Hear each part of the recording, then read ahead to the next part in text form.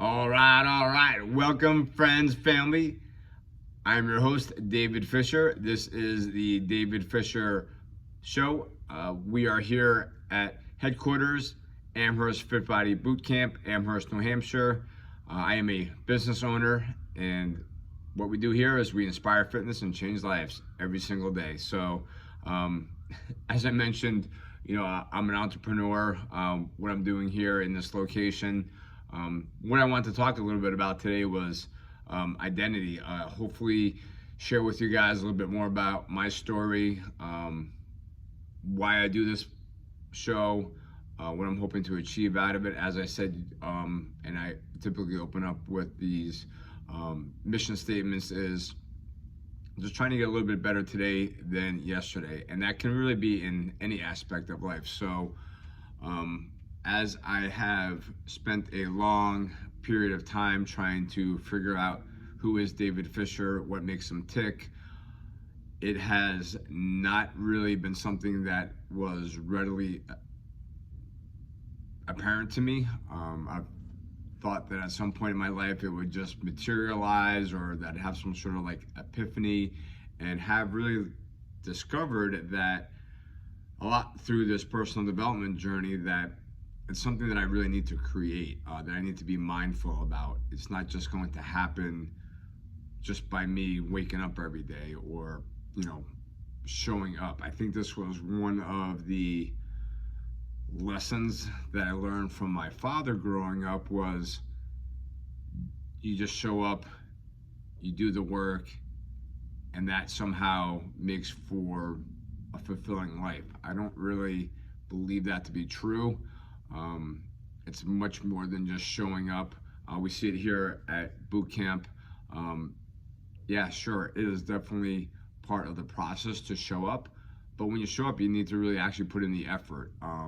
That's how you're going to create that change. And for most of us that are involved in fitness and trying to transform our life, it requires effort and, for the most part, a positive attitude. So those are the two things that I feel that I have control over, is my amount of effort or my attitude as far as how I'm going to think about something. Going back as far as, being a small child, a boy growing up, trying to figure out, like, am I going to be a baseball player? What am I going to do when I grow up? Am I going to be, for a long time I thought I'd be an attorney, and actually went to law school.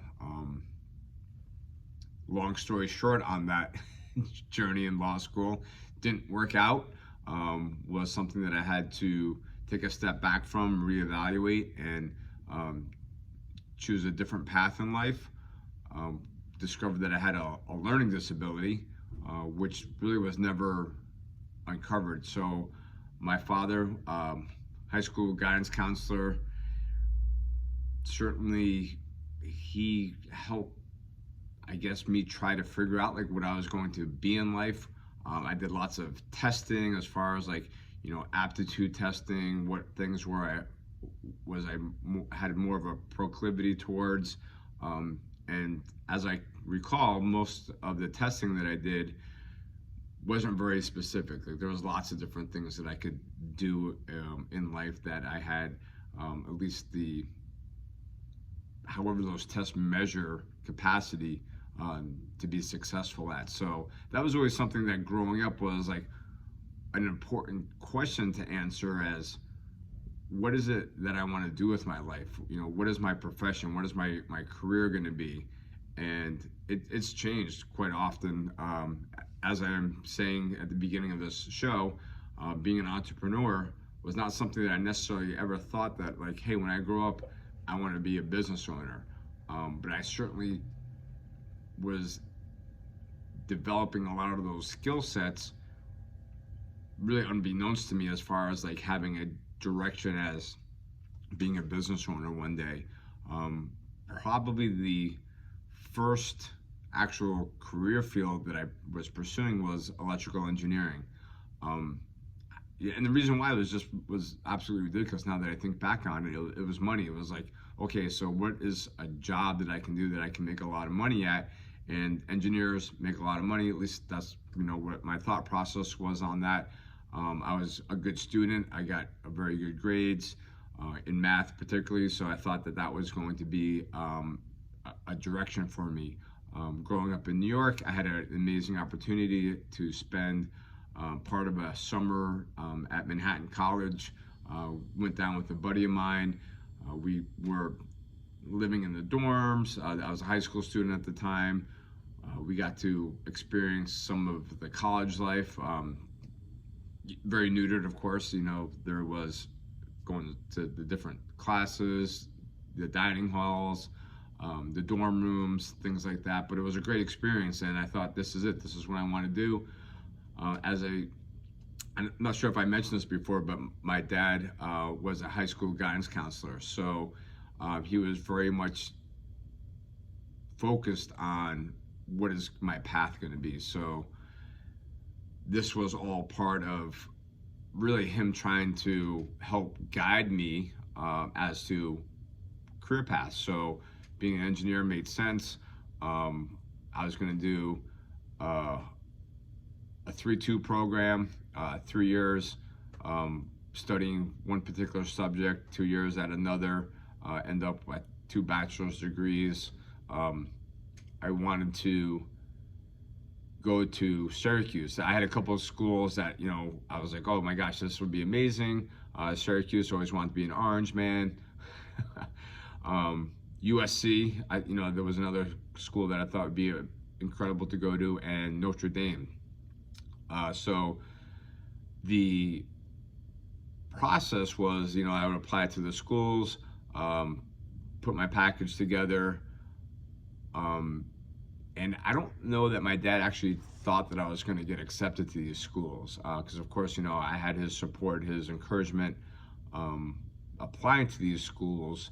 But when I actually got accepted, it was a very different discussion. It was like, well, this is your undergraduate work. It really doesn't matter where you go to school for your undergraduate. Basically not going to pay for that type of an education for you. So if you want my help, great, more than happy to do it, but it's going to be in a very different type of setting. That was really probably one of my early disappointments when it came to my relationship with my father, to say, well, wait a second, you're a guidance counselor. Like, you know better than probably almost anybody else as far as parents, what's involved in, these schools as far as tuition, the process.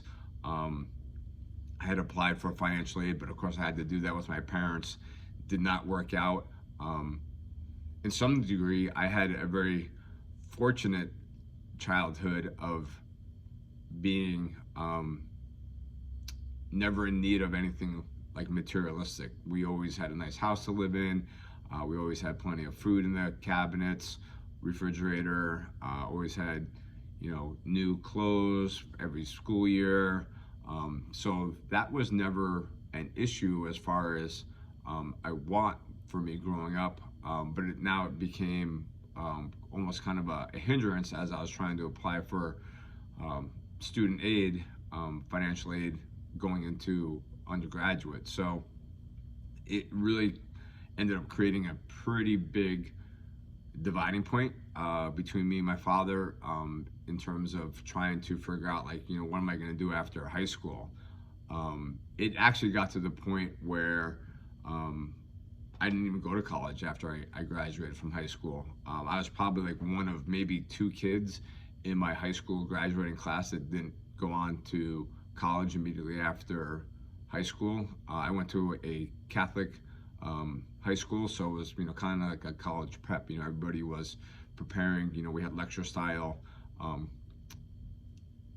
instruction, very much like you would at a college campus, and it was really geared to help students prepare for that next level, which, for, like I said, I don't know, I think there was maybe a little over maybe 150 kids in my graduating class, and I was part of that probably 1% that didn't actually go to college. As I remember thinking back on it, Um, with the other guy that ended up not going to college, I believe his father had a um, auto repair business, and he was going right into that auto repair business.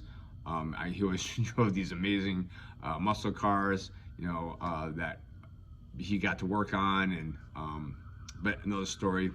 Anyway, so for me, trying to figure out like next steps and what I was going to be in life, started off pretty rocky. As I've mentioned previously, being adopted, that was something else that I tried to figure out, and in my own life, as far as like what did that mean for me? Was that a situation of, hey, that was a blessing, or was that a situation of how I was going to interpret that as um, not being wanted? So even today, 50 years later, something I still think about. Just having this conversation the other day with somebody about the DNA, 23andMe testing, and talking about like lineage and heritage and things like that. I'm like, I honestly don't know. As far as like nationalities, figure I'm probably Irish, Northern European, but who knows? I honestly don't know. It's not been important enough for me to figure that out. But again, that's really trying to um, create or be able to have that be part of my own personal story as to here's my heritage. Because for a lot of people, that's super important. They can trace their family roots back, generations, and that's pretty cool. Like I've always thought that was pretty fascinating. But for me, it's pretty much the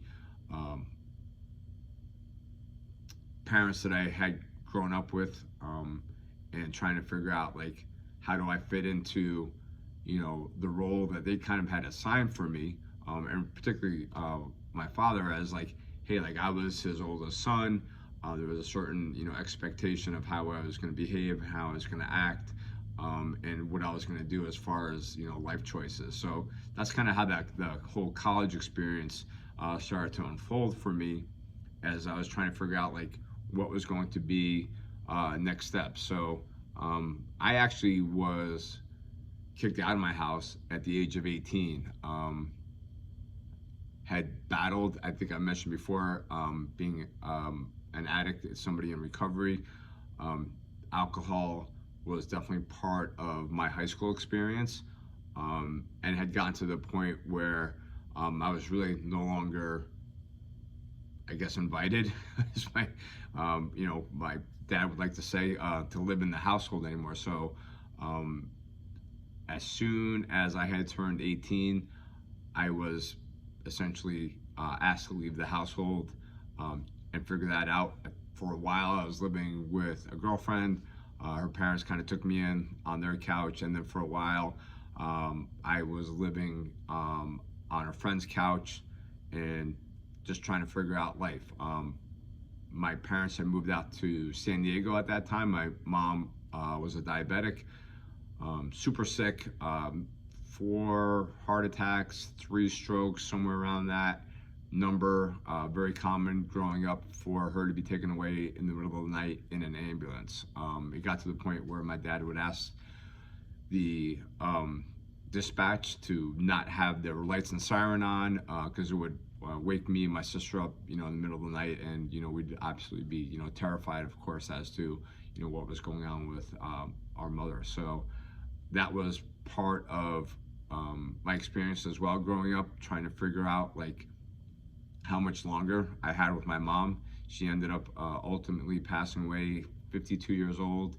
It's hard for me to even believe at this point in my life that I've actually outlived her, but she finally had succumbed to the diabetes. So it was something that she had, juvenile diabetes, so something that she struggled with for a long period, almost like the entire her entire adulthood. So trying to again fit into this family structure that I was just kind of like that square peg in that round hole. I didn't quite fit the mold, and as I started to get to the age of, I guess, majority, being 18, I guess my father felt like he no longer needed to provide for a shelter or a place for me to live, and I was really trying to figure that out on my own. So and part of that was going to college, so that no longer was an option, even though I had got accepted to some really great schools. I had actually even deferred some of my acceptances, trying to figure out things, and did not work out. And I learned that I needed to toe a line. At least in my mind, that's kind of how I broke it down, as like, if I wanted to get certain results, I needed to do certain steps. So as far as I was really concerned with my dad, was I needed to be the good son, and that took on a whole different meaning, as far as like, I needed to kind of get my act squared away, try to figure out how I was going to meet certain benchmarks as far as getting, along in life. At that time, I was a mechanic, changing oil, working in a local garage, and like I said, living on someone's couch. That was not really kind of what I had envisioned myself, as far as like moving through life. So having to, I guess, really figure out how do I almost, this was one of the skills that I picked up early on, was how do I move forward and maybe do something that I didn't necessarily like believe in, and that was, work for my father's approval in order to get other tangible items like a college education. That was really kind of the path that I started to take. And one of the early lessons I learned in recovery was everywhere I go, therefore I am, or everywhere I go, there I am. So even though I kind of had, packed up, or at least I really didn't have anything to pack up, it's probably like, I had these two big giant duffel bags of clothes. That was really kind of what I lived out of for many years. Headed out to San Diego and tried to, again, figure out like, how do I become that good son? And part of what I had to go through was I took some classes at San Diego State. Again, my dad was like, well, before I invest any money in you, like, I want to actually see that you can, do college work. So at that time, I was thinking more towards perhaps a legal career. So I took some contracts law, or I forget exactly what the courses were. I took like 3 classes at San Diego State, got all A's in them. So therefore I had kind of like met that requirement.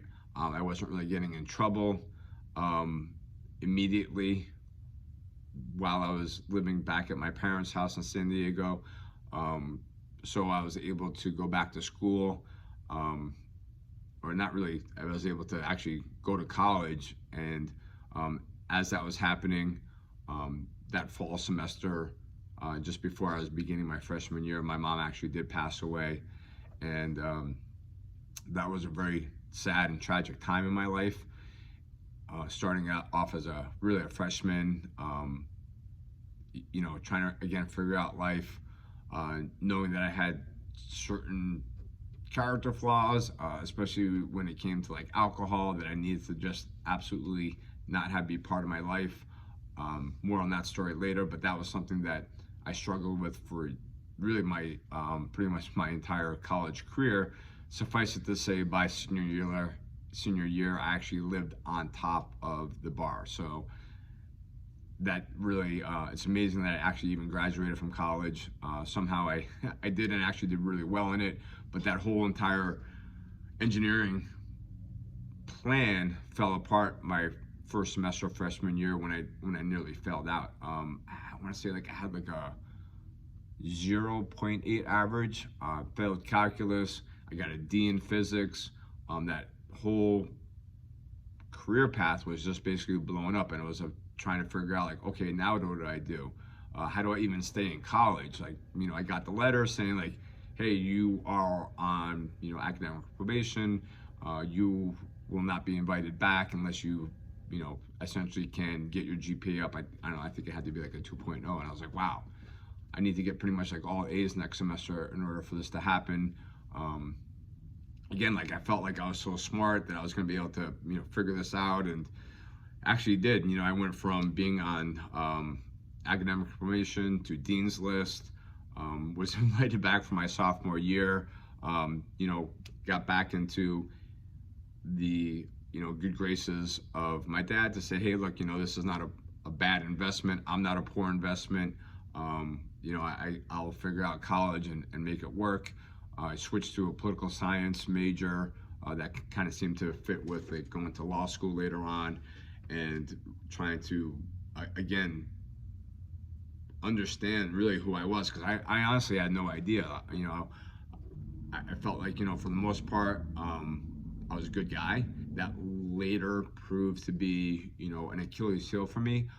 Being a good guy is not necessarily a good characteristic.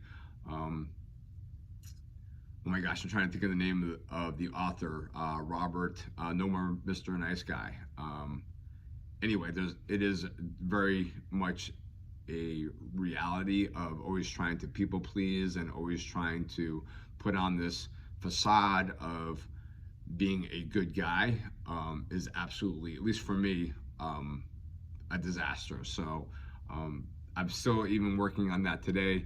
But going back 30 years ago, it was very much about like trying to manipulate, people please, and create realities that I thought were going to be for my best interest, which quite honestly really weren't. So, because I really, in that whole process, didn't know who I was. So I was still trying to figure that out. Now I'm going to be an attorney.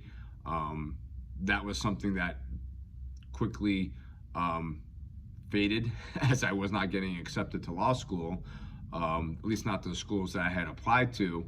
I did ended up getting accepted to a couple schools, but as I was getting ready to graduate from college, realizing that, wow, what am I going to do? Like, the thought of having to go live with my dad was absolutely like horrifying to me. Like, I didn't have a plan B. Like, it was law school or nothing, and at this point it was looking like it was going to be nothing. So I thought I would challenge myself and join the Marine Corps. So but not only was I going to join the Marine Corps, like I thought that I could become a JAG. So like again, this was, I don't even know sometimes where I was able to think these things out. Like a lot of people talk about journaling being a great tool to help get your thoughts out. This podcast is, quite honestly, like another way for me to work through some personal development and to have these conversations. Almost, as much as you're my audience, I'm having these conversations even with myself to help my mind process, where am I at, where am I going, where are some of my lessons that I've learned, right? Because they're not necessarily failures, they're lessons. So, the fact that I didn't get into law school as a senior and decided to join the Marine Corps, it seems like a great idea, but it was one of those things that, like, going to officer candidate school, there's only a certain number of seats. I had all my paperwork signed off. I had everything, my seat saved for OCS. However, I didn't have my acceptance from law school, so they don't save seats. Like, if you don't make the deadlines, see you later. It's not like an open enrollment for OCS. So I thought, geez, why don't I just, go to Paris Island? Like, I heard that's like super hard to do. Should be a great challenge, and maybe the Marine Corps can basically straighten me out. Story for another time, but that actually did not straighten me out, because again, head down to Paris Island, and guess who's there? David Fisher's there. So I am still myself, and even though I did exceedingly well going through boot camp, I still didn't have the right mentality, the right mindset, and ended up absolutely blowing up my career in the Marine Corps. I did get my acceptance to law school. Probably halfway through boot camp, Paris Island, I get my congratulations, you're accepted. Law school, fantastic. Now the plan is, hey, look great, I'm going to go the Mustang route, go from being enlisted into an officer, get all that put together, everything signed off, command approval, and guess what comes up to bite me in the ass? Alcohol. So once again, I failed to learn an important lesson, that it just is not a safe environment for me to have a couple of beers. Um, Again, it absolutely ended up costing me my entire career in the Marine Corps. But again, there's a lesson to be learned there. So my takeaway from that was that alcohol just has absolutely zero place in my life whatsoever at any time. Um, but then again, like, here was my thinking that I'm so smart that I'm just going to go to law school. So end up going to law school again. There I am by myself in terms of trying to figure out, like, how is this going to work. I was on my own, so certainly I qualified for financial aid. I don't know what it was, $38,000 a year. But it was a very different experience. And as smart as I think that I am sometimes, that I am on paper, there was certainly something else that was going on, really inside my head that, wasn't uncovered until my first semester of law school, where I, again, almost failed out again. Like, wow, this is an expensive lesson to learn. I had an amazing professor that actually kind of took me in and was like, hey, you know what? There's something else going on here. Like, you're able to come up with the answers, but your reasoning doesn't really quite jive. Like, it doesn't. I think you should get some testing done. Luckily, I was able, again, with the help of my dad, get some of this testing done, to discover that I actually have a learning disability. So that was fantastic. I was able to work with a tutor, got my grades back up. I switched from being a full-time day student to a part-time evening student. Took on a full-time job to pay rent and all those other fun things. But it was great. It was like, here is my path, and then all of a sudden, there I am again, right? So what happens? There's another series of trying to make myself whole by, again, an outside force. This time it happened to be a woman that came into my life, and everything started to fall into place. Great, here's my opportunity to live a life of happiness, of joy, of fulfillment. Let's just pull the plug on law school. Not going to work out. Go move halfway across the country and create this amazing life. If you guys are getting a theme here, guess who showed up there? So I did, and that was an absolute learning experience too. It was one of those things that, as much as we tried, we were just two very broken people that did not make a complete person. So again, learning that is not the way to show up in a relationship, hoping that somebody is going to fix me or complete me, or that I need to be 100% there, especially mentally, in order to have a successful relationship. And fast forward now, I am very blessed in an amazing relationship, two beautiful kids, an amazing woman in my life, that I completely am 100% blessed to be part of. But my point is that was a very tumultuous time for me to try to figure out, like, here's another failed situation. Why am I constantly getting in my own way? So that was really what I wanted to talk about. Hopefully, share a little bit more about my experience.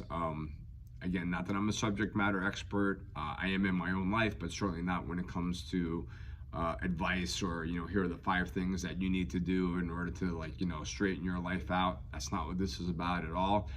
This is just about my experience as another human being here on this thing called Earth, trying to, again, be a little bit better today than yesterday. So I want to thank you guys for tuning in. This one was a little bit longer than before. but I thought it was important to, try to get some of this information out there for you to hear where I come from.